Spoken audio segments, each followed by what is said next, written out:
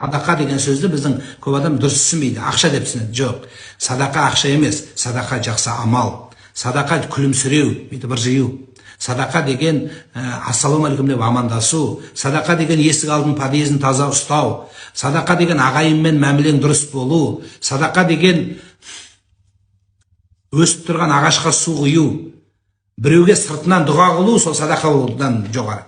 Мысалы, білесің, бір қазақтың баласы бар, бір қазақтың қызы бар, бір мұсылман бар, бір қиналып жатқан, соған үйіңде отырып, "Я Алла, анау аман болсын, ісі алға бассын, өссін, өнсін" деген сияқты дұға қылсаң, сол садақа берген сауап болады.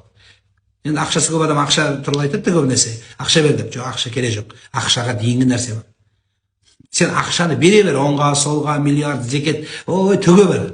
Бірақ ішің арам болса, ағайынға сыймаған жексұрын болсаң, тек қана менікі дұрыс деген инстанция болсаң, көкірегіңді керіп, әйеліңді сабасаң, біреуді қорласаң, біреуге зұлымдықсаң, не пайда ол садақадан?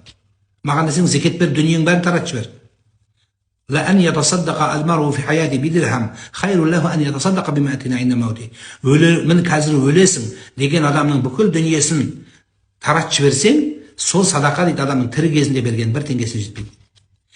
Мәселе сен 1 теңге берсең де, 1 теңге 100 емес, 1 теңге Каспийден де аудармайды, 1 теңгені ешкім алмайды қазір.